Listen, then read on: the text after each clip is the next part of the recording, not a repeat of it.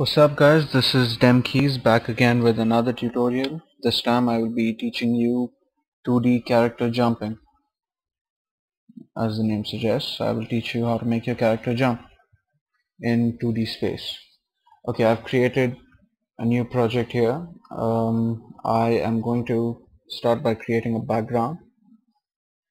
Okay, I'll just explain it to you and then I'll start. I'll first create a background and then I will create sort of a platform, something for our character to stand on, because I mean he's jumping, so then of course I have to create the character. I'll be adding colliders and a rigid body 2D component to our player. Well, there'll be a collider attached to our player and a rigid body 2D component, and the ground will have one collider.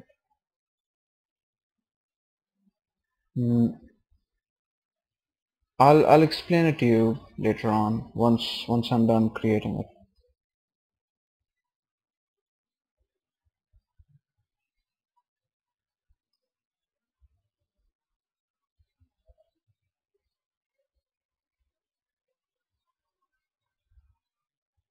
Oh, by the way, um, I'm I'm currently rendering a video in the background, so I don't know if that's going to affect the quality of the recording in any way.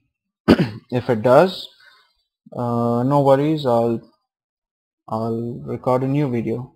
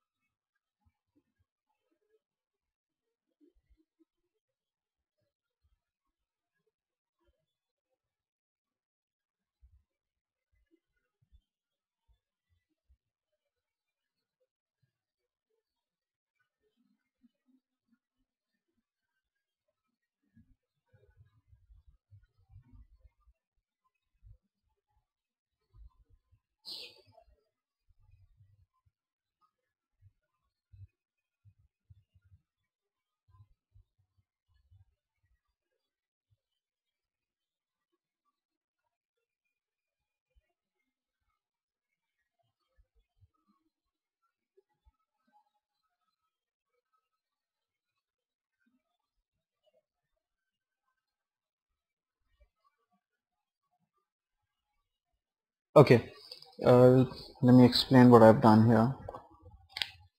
Actually, I already explained it, so no need. Yeah, in case you don't know, rigid body 2D is, I'm not sure how to explain this. Let's just say it adds physical properties, one of those properties being weight. So your object has weight. Now if I were to run the game, the object will actually fall down because it has properties like weight and gravity affecting it. Check this out.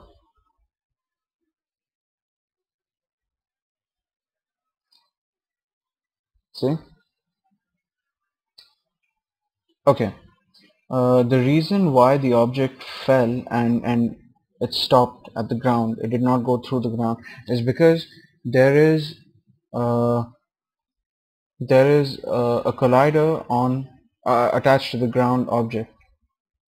So the player has a box collider and the ground has a box collider as well. So because these two objects are colliding, that is why the player is not actually falling endlessly. He falls and stops at the ground. I hope that made sense. Now we'll move on to the jumping. I'm going to create a new script. Again, I'm going to use C#.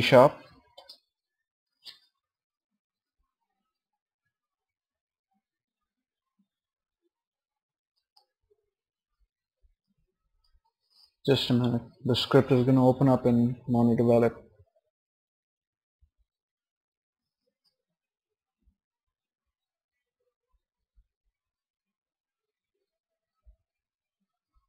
Wow, this is taking long. Oh, there it is. Okay.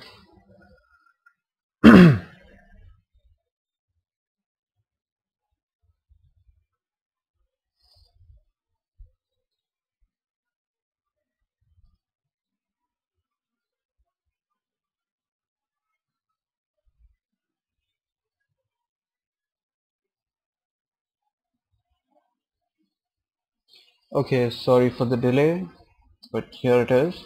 Now I'm going to start by creating a public float variable. This is going to control our jump height.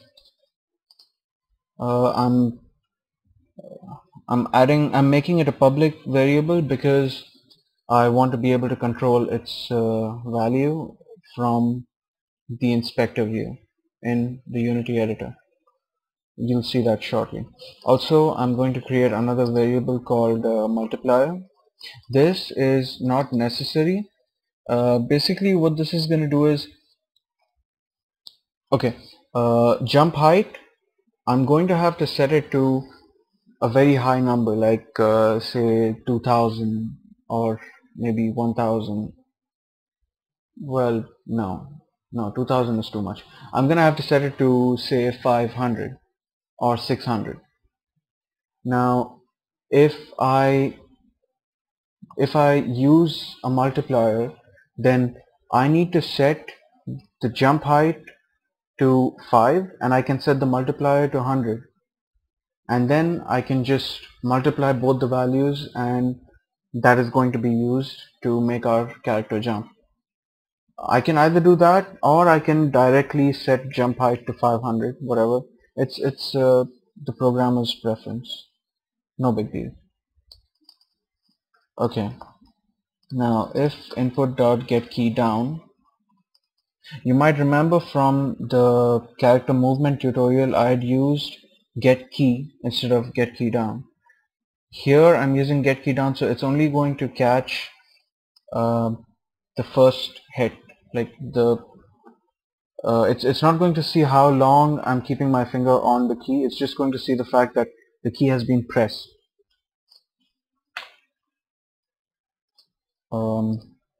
Space. Keycode.space means the space key on the keyboard. Okay, now I'm going to use rigid body 2d.add force vector2.up. Vector2.up means it's basically a way of sending the object in the upward direction. So it's going to be +1 on the y-axis. That's in short vector2.up. Rigid body 2d.add force, it adds force to whatever object that rigid body is that rigid body 2D component is attached to. Now because I'm sending it in the upwards direction, so the force that is being applied will be applied in such a way that the object will be pushed upwards. And to multiply that force, I'm going to use I'm going to multiply vector 2 dot up with jump height, and then multiply that with the multiplier. In fact, I don't want to confuse people, so I'm just going to use jump height. Let's remove the multiplier. By the way, I have used float instead of int because vectors like vector 2, vector 3 and all, they only accept float type variables, float type values, which in C# syntax would be, for example, 3 would be 3f or 3.0f or 3.5f, 5f, 6f, whatever. There has to be an f in the end if you are writing it in the script. So yeah, vectors only accept float type variables. What else is remaining? Okay, so I'm going to save this script, and the script is already attached to our player since we created it within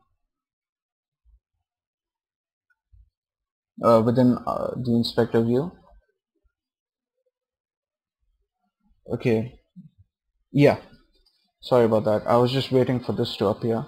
Now, as I said before, adding the word public, making the variable public, enables me to change the value from the inspector pane. I don't have to go back to the script in order to change the value. And you'll also notice that I did not mention any value over there. This was the reason. Okay, so I'm going to enter the value 500 over here. Let's see if it works.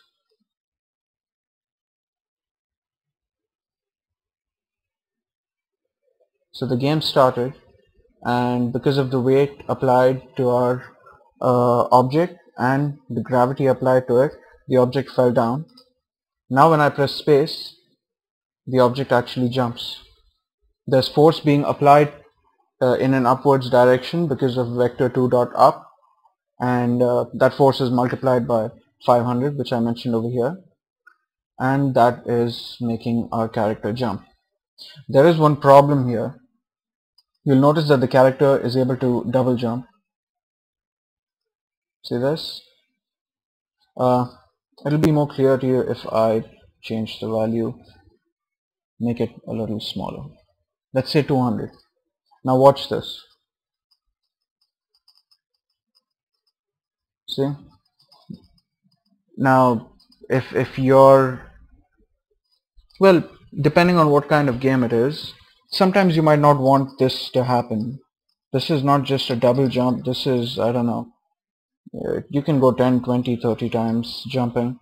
So to avoid this, we need to check whether our player is on the ground and only allow the player to jump if he is on the ground.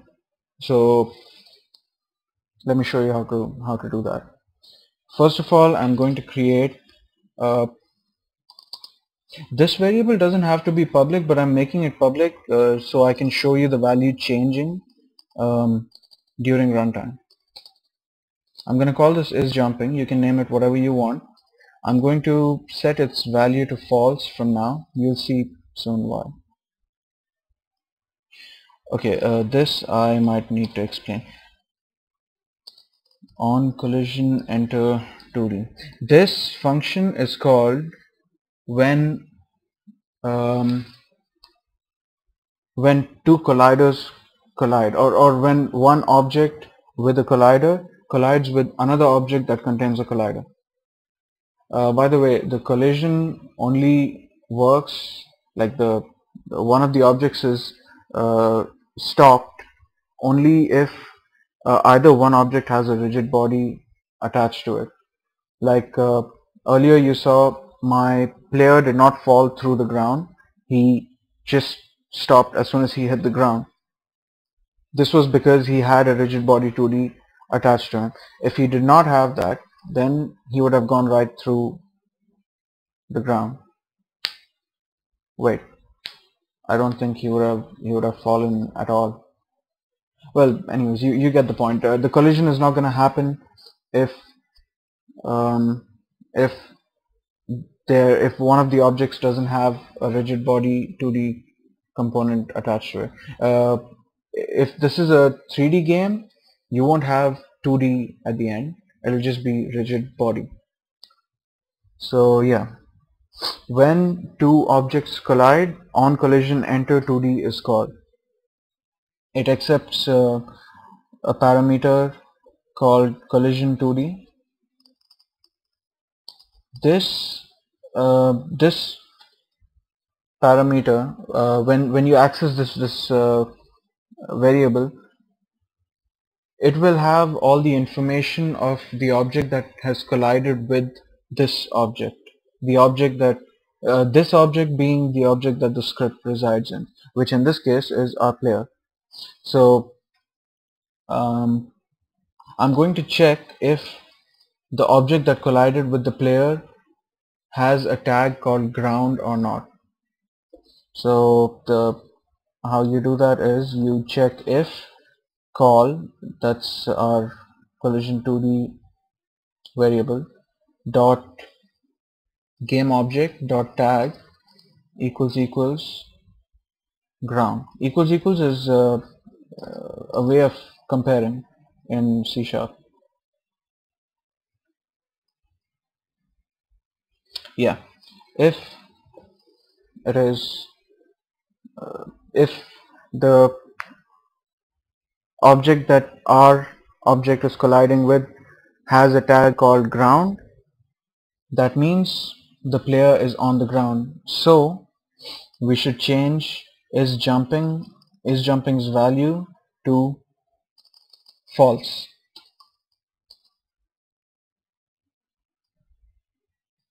And in our update method,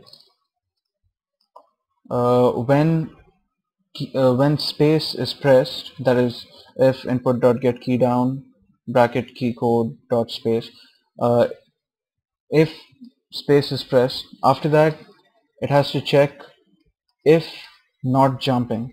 What I've written here, this exclamation and is jumping, this is the same as writing if is jumping equals equals false. You can go either way. So yeah, so if is jumping is false, then it will apply the force. If is jumping happens to be true, then it will not apply the force, which means our player cannot jump.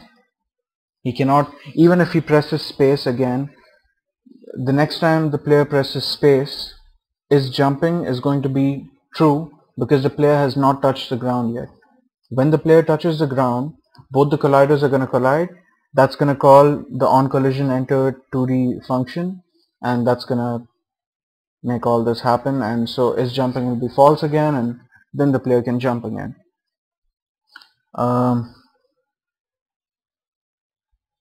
I think I'm done. Yeah, I'll save the script and let's see if it worked.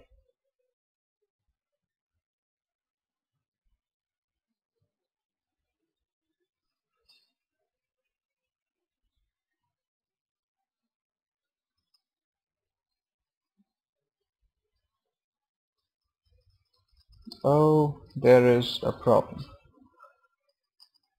Okay, so as you can see here, is jumping seems to be true, which is why the player is not jumping at all. I made a mistake in my code somewhere. Excuse me, just let me have a look.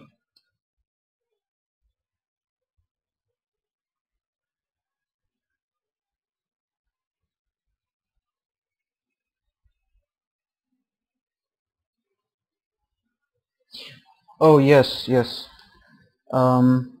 I mentioned over here that on collision enter 2D should check if the game object that's colliding with our player has a tag called ground or not. Okay, Here you have some pre-made tags. If you don't like these, then you can always add your own tag. To do that, you click add tag, and over here you can enter your own tag as you like, and then go back to your whatever object you want to add the tag to, and since you created the tag, it's going to appear in this list. You can select it. Now the ground object has a ground tag, so let's see if our script works now. While the character is jumping, pay attention to this variable as well. Actually, you know what, I think my performance is being affected because the game is running a little bit slower, so I think the rendering is actually affecting the performance. But as long as you get it, it's okay. As long as you understand what I'm teaching, it's okay. Okay, there seems to be an error over here. On collision, enter 2D.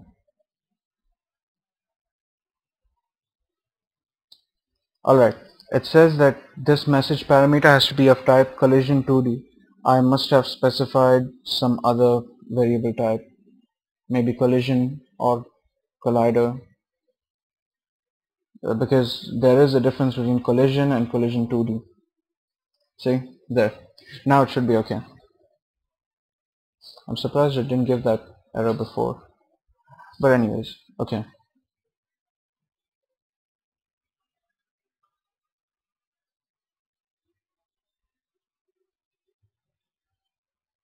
Okay. So now let's run the game. Notice is jumping over here. It's false. No, it's false. That's why it's unchecked. Now watch what happens when I jump. See?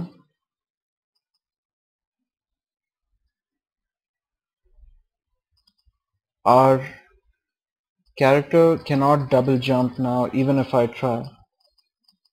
No matter how many times I press the space button, the character is not going to jump any further unless he touches the ground first. And if he touches the ground first, that means he has landed and he's on the ground. So there you have it. That was the jumping tutorial. I hope this was helpful. Don't forget to like and share the video and subscribe. I'll see you guys next time.